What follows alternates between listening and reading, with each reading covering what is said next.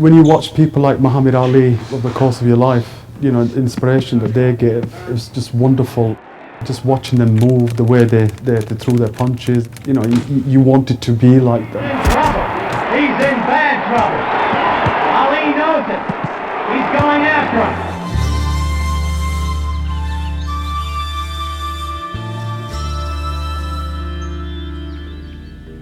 him. Up to the age of 19, 20, I wanted to be a cricketer. That was my goal at the time. I did actually play professionally for Bradford League for a few seasons. But alongside that, there was always this thing that I wanted to be a boxer as well. While I was playing cricket, I went to a boxing club and I met the trainer and I said, look, you know, I'm really interested in boxing. And he basically said to me, he says, look, you're wasting my time, you know, you're not a boxer. In the whole of Bradford, there was only one boxing club.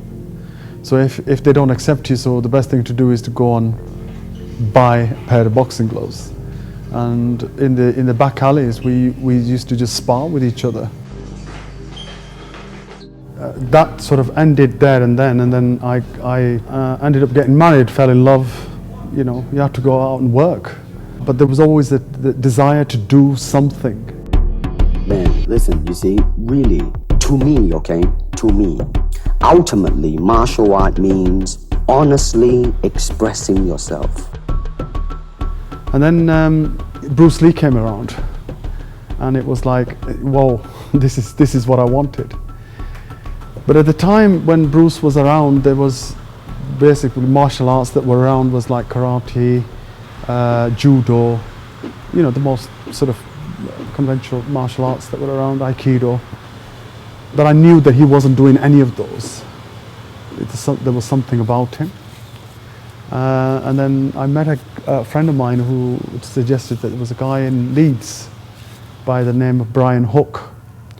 And he learned Wing Chun, which was the base of Bruce Lee's martial arts at the time. So I drove to Leeds. The very first day I went into the club, it was a very relaxed attitude. Everybody was just doing things. And they completely ignored me. So I sat and watched.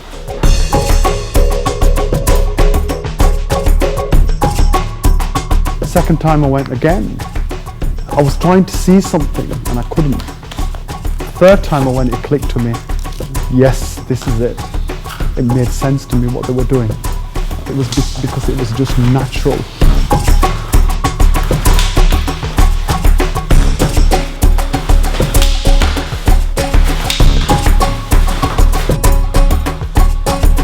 But what we were getting was the sort of outer aspect of martial arts. So those people who'd be doing it a little bit longer than me, because their hand speed was so quick, I couldn't deal with it. If they were more stronger than me, I couldn't deal with it. So I thought this is not right, because Bruce was only about 5'7" or 5'8", 8 stone or something like that, and he could handle guys bigger than him. So I thought, well, why not go to Hong Kong? And again, I went to see Yip Man's sons, both Yip Chun and Yip Ching, and along some other friends of Bruce Lee as well, you know, people like Wong Shong Long and William Chung as well.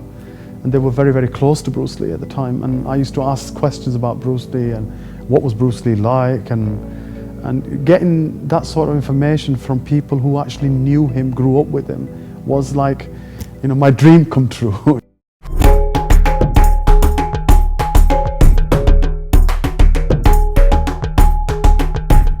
Then sort of years went on and they kept coming and going and teaching us basically the whole system. I reevaluated, I went back to the basics, retrained my forms. I knew all the movements, but the internal aspect of it, the internal expression that comes through the hands, I needed to feel that. And I think by having the structure there and the softness there, it just flowed. It was just incredible.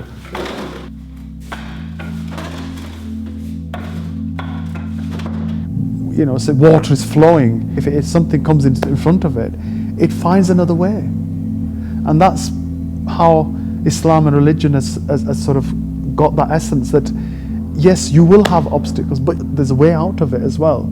And the same principle applies in Wing Chun as well as the religion that we practice.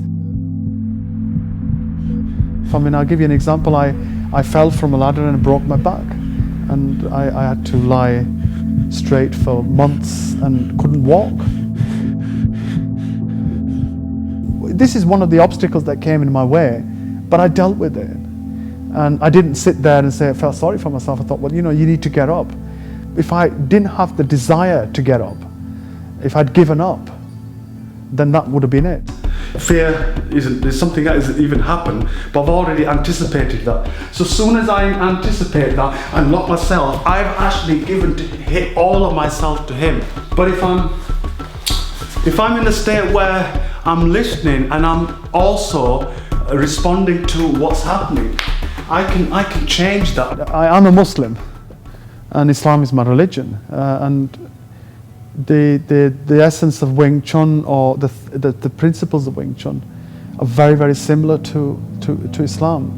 You have to be centered. You need to be aware of yourself. If you can actually understand yourself better, then you have a better understanding of the Almighty. So that aspect of it is something that over the years I've explained to my students as well, that you need to be in control. You need to be balanced, and also you need to be able to control yourself. You need to control your aggression, so you don't need to fight. Connected to that shoulder, so I know where that one is. I can keep my eyes closed.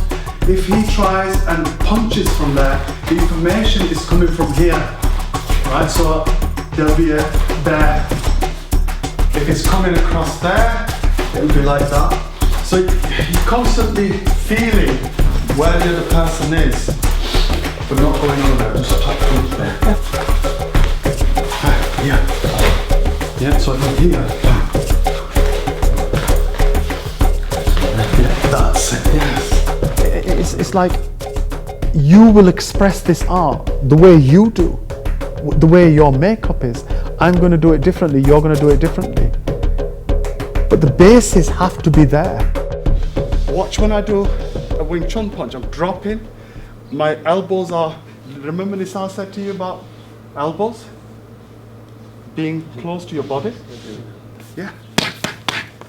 So where's my power coming from? Yeah. The emphasis that I put on is that, look, it's not just, information and wow, you're brilliant. But because it isn't, it's somebody else's information. It's not yours. It has to be applied.